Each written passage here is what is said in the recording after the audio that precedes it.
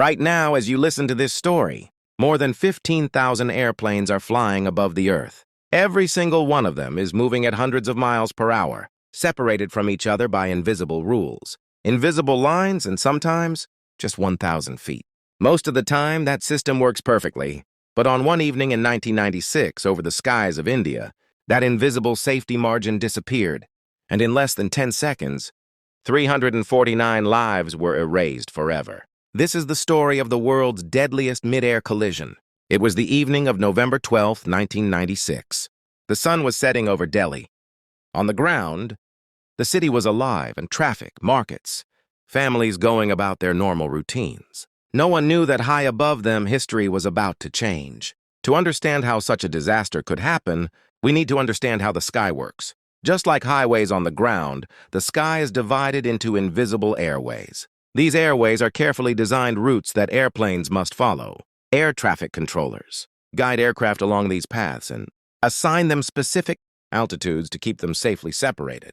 Flights traveling in one direction fly at odd-numbered altitudes. Flights going the opposite direction fly at even-numbered altitudes. This simple system allows thousands of aircraft to cross paths safely every single day. On paper, it is nearly foolproof.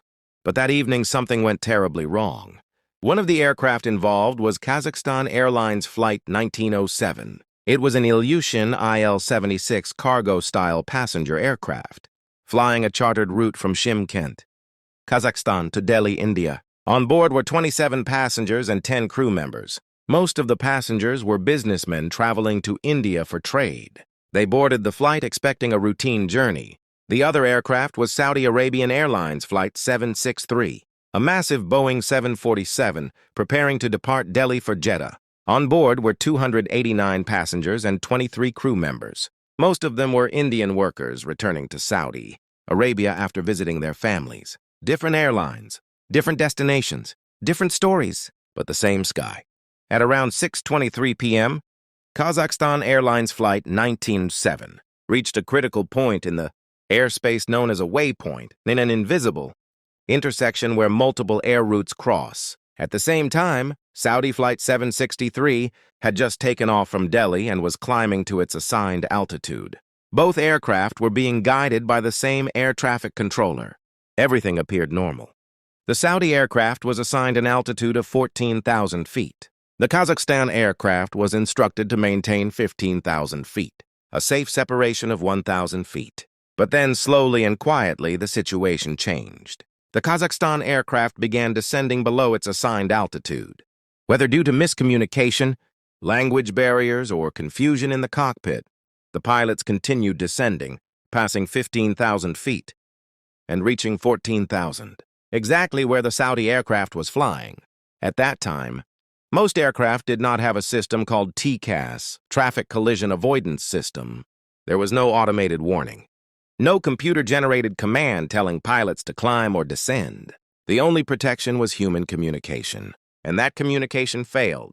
When the air traffic controller finally realized what was happening, he issued an urgent warning. But it was already too late. In the darkening sky over Delhi, the two aircraft closed in on each other at a combined speed of nearly 1,000 kilometers per hour. There was no time to react. The Kazakhstan aircraft's wing sliced into the Saudi Boeing 747. The impact was catastrophic. Both planes broke apart in mid-air. Debris rained down from the sky. Residents on the ground heard a massive explosion, followed by fire falling from above. The wreckage crashed into fields near two villages in Haryana just outside Delhi. There were no survivors. 349 people lost their lives instantly. Families waited at airports that night, unaware that their loved ones would never arrive. Phones rang that were never answered. Lives were changed forever. The investigation that followed revealed a chain of failures. Air traffic control procedures were outdated. Radar systems could not accurately display altitude information.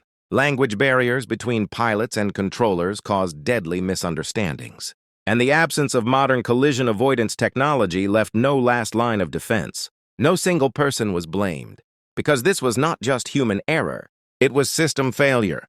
But from this tragedy came change. Airlines around the world were required to install TCAS systems. English proficiency standards for pilots were made mandatory. Radar and air traffic control technology was modernized. Safety rules were rewritten. Every time you board an airplane today, every time two aircraft pass each other safely in the sky, remember this, that safety was written in blood. 349 lives were lost so that millions could be protected. This tragedy became a dark chapter in aviation history, but it also became a turning point. And that is the story of the worst mid-air collision the world has ever seen.